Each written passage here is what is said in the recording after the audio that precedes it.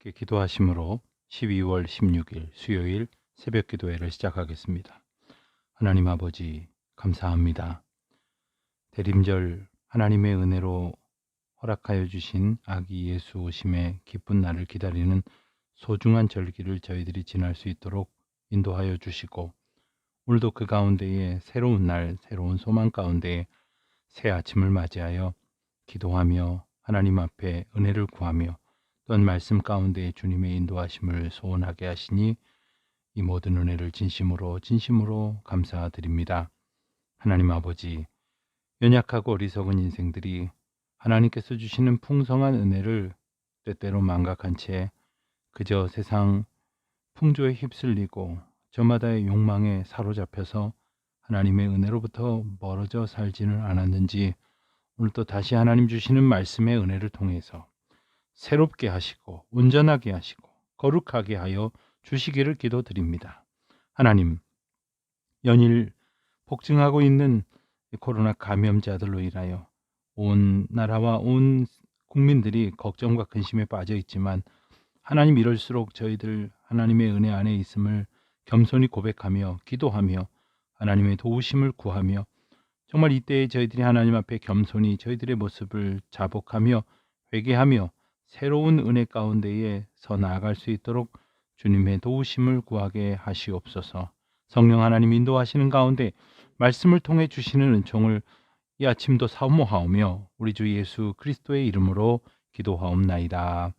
아멘. 오늘은 디모데 전서, 디모데 후서, 그리고 디도서, 그리고 빌레몬서까지의 말씀을 우리가 함께 봉독하는 날입니다. 디모데 전서와 디모데 후서, 디도서를 가리켜서 이 목회 서신이다 이렇게 말하는데, 우선 먼저 디모데 전서 1장 1절로 2절까지의 말씀을 먼저 함께 봉독하도록 하겠습니다. 디모데전서 1장 1절로 2절입니다. 우리 구주 하나님과 우리의 소망이신 그리스도 예수의 명령을 따라 그리스도 예수의 사도된 바울은 믿음 안에서 참 아들된 디모데에게 편지하노니, 하나님 아버지와 그리스도 예수 우리 주께로부터 은혜와 긍휼과 평강이 내게 있을지어다. 아멘. 말씀을 읽기 전에 언급했던 것처럼 이 디모데 전서와 후서 그리고 디도서를 목회서신이라 이렇게 말씀을 드렸습니다. 이 바울이 디모데와 또 디도에게 이렇게 목회에 관한 교훈의 말씀을 전하게 됐는데, 먼저 우리가 다 바울과 디모데의 관계를 우리가 좀 생각을 해보게 되면, 바울이 2차 전도 여행 때 디모데를 만나게 됩니다. 그리고 이후에 함께 동행을 하면서 바울이 믿음의 아들로 여길 만큼 친실하고 또한 서로를 신뢰할 수 있는 깊은 관계를 맺어온 제자 중의 제자입니다. 그 디모데가 지금은 바울 곁에 있는 것이 아니라 에베소에서 목회를 하고 있었습니다. 그런데 그 에베소에는 여러 가지 문제들이 있었죠. 영지주의라든가 타락한 유대주의라든가 거짓된 왜곡된 금욕주의라든가 이런 문제들이 있어서 교회에 관한 생각들이 건강하게 자리 잡지는 못하고 있었습니다. 그로 인해서 그 교회를 목회하게 되어지는 디모데는 여러 가지 어려움들이 있었습니다.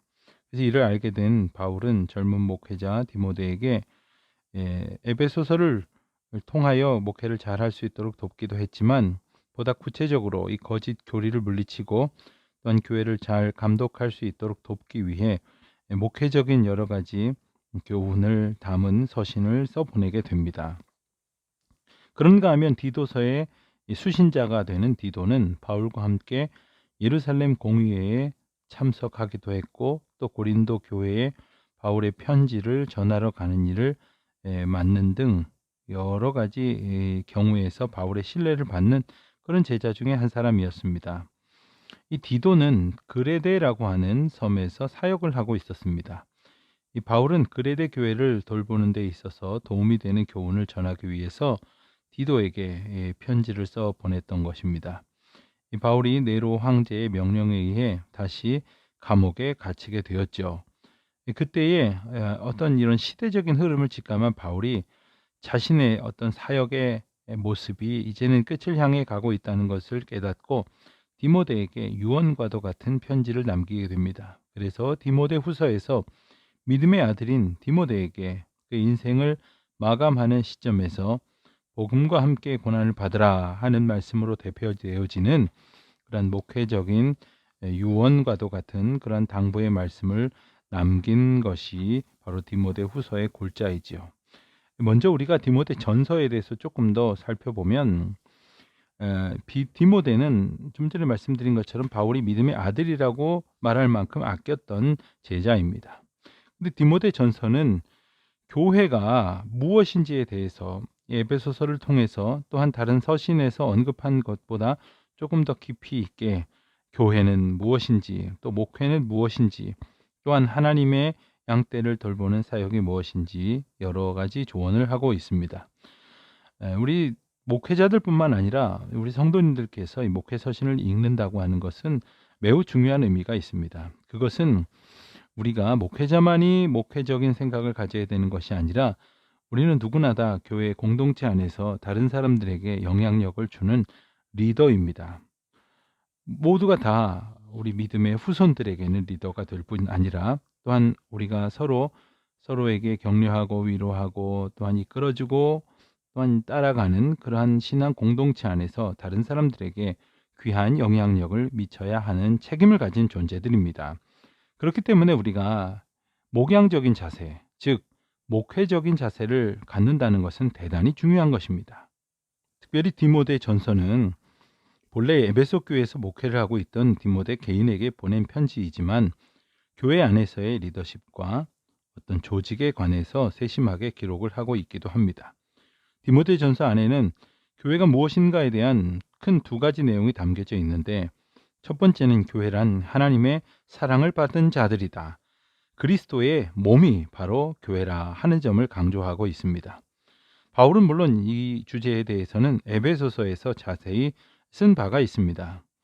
두 번째로 교회란 바로 어떤 직제로서의 교회, 즉 사람을 세우고 서로가 서로의 책임을 나누어 맡는 가운데에 하나님의 맡겨주신 귀한 사명을 감당하는 그러한 의미의 교회의 측면을 강조하게 됩니다. 그래서 장로나 집사를 세우는 일 등을 통해서 교회가 함께 하나님의 일을 행해 나아가는 귀한 책무를 가졌다고 하는 것을 일깨워 줍니다. 교회를 대표하여 섬겨야 하는 감독이나 혹은 집사의 자질은 매우 중요합니다. 먼저는 자기 집안을 잘 다스리며 도덕적으로도 존경받는 인물이어야 합니다. 또한 교회의 지도자는 교회 공동체 안에서뿐만 아니라 교회 밖에서도 좋은 평판을 들어야 합니다. 여러 가지 지도자의 자격을 논하는 항목이 많이 있겠지만 그 가운데에서도 중요한 것은 하나님과 사람들 앞에서 부끄러움이 없는 모범된 삶을 사는 것이다. 이렇게 말할 수 있겠습니다.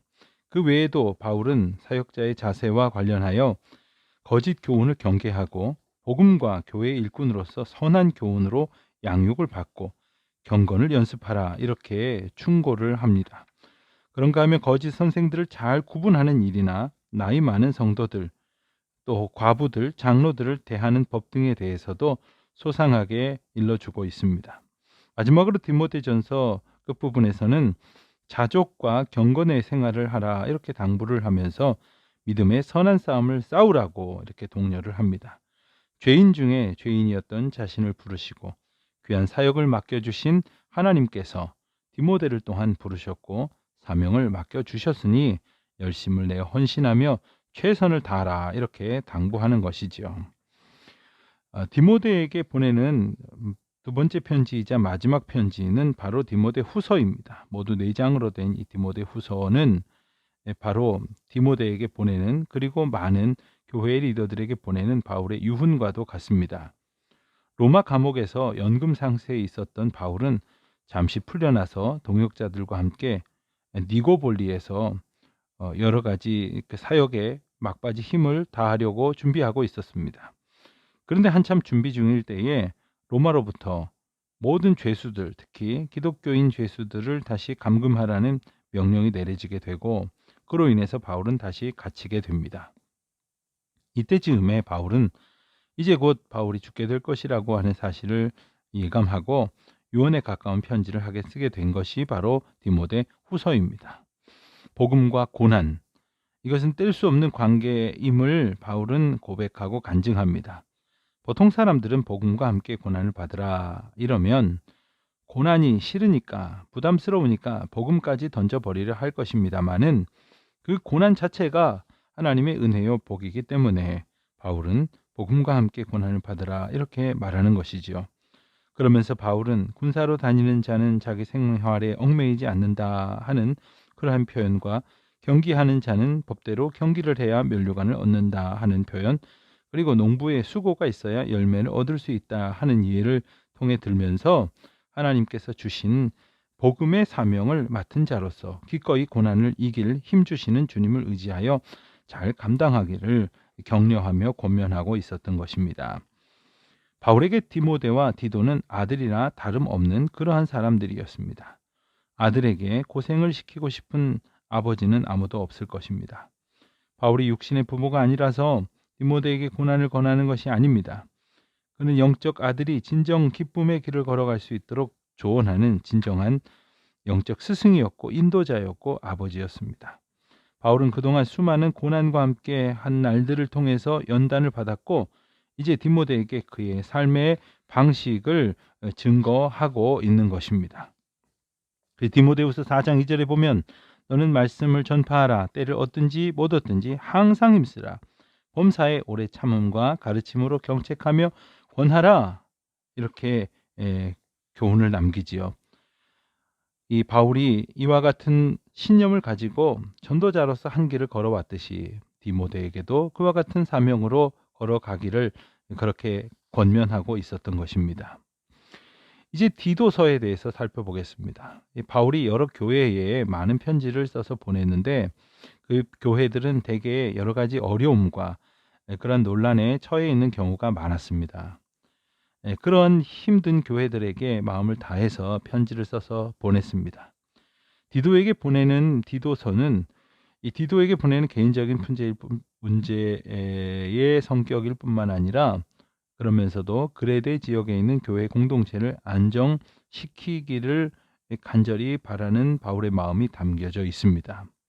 그레데라고 하는 지역에 있었던 교회 공동체의 사람들은 그들 가운데에 도덕적 타락의 문제가 아주 팽배해 있었습니다. 그래서 바울은 이 편지에서 그리스도인들의 의의 자세와 필요성에 대해서 강조를 합니다.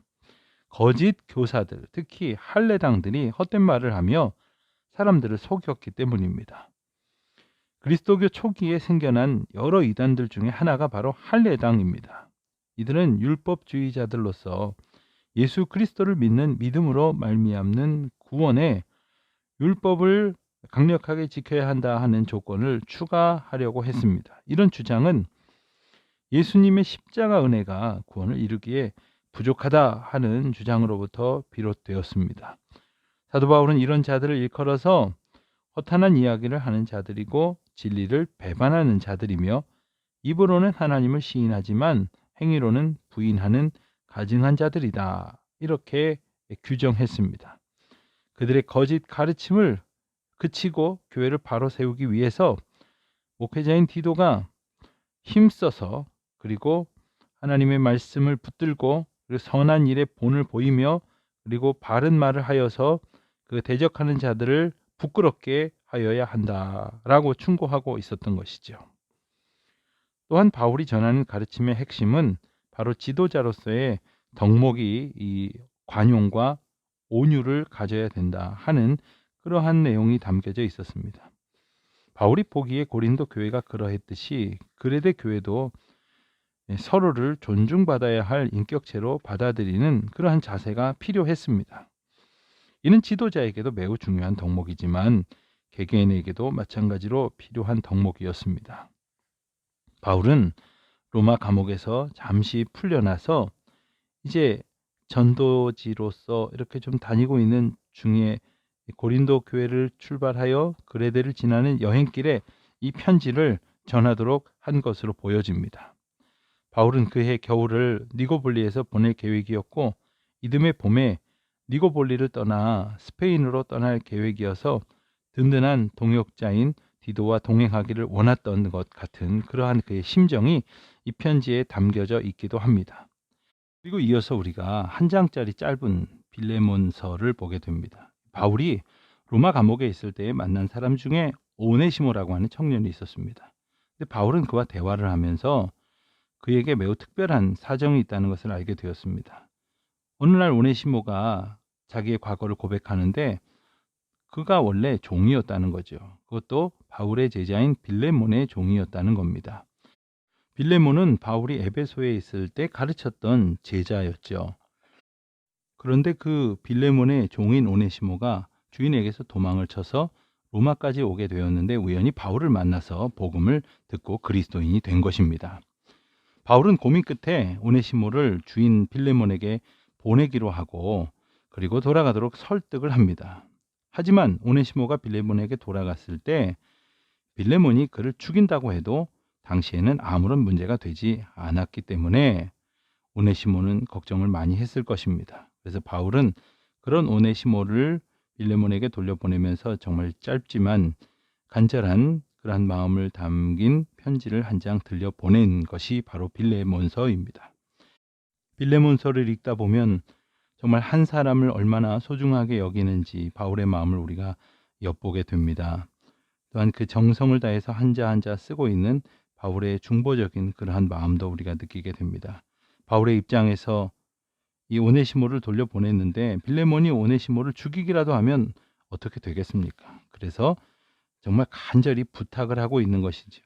어쩌면 명령할 수도 있지만 그의 인격을 정말 신뢰하면서 오네시모를 보내기 때문에 또한 그의 인격 앞에 이렇게 의탁하고 있는 귀한 마음을 보게 됩니다. 이 책들을 보면서 전도자의 심정, 또 복음을 전하는 중보자의 심정으로 우리가 한번 하나님의 은혜를 느껴볼 수 있기를 원합니다. 기도하시겠습니다. 하늘에 계신 우리 아버지, 아버지의 이름을 거룩하게 하시며 아버지의 나라가 오게 하시며 아버지의 뜻이 하늘에서와 같이 땅에서도 이루어지게 하소서. 오늘 우리에게 일용할 양식을 주시고 우리가 우리에게 잘못한 사람을 용서하여 준 것 같이 우리 죄를 용서하여 주시고 우리를 시험에 빠지지 않게 하시고 악에서 구하소서. 나라와 권능과 영광이 영원히 아버지의 것입니다. 아멘.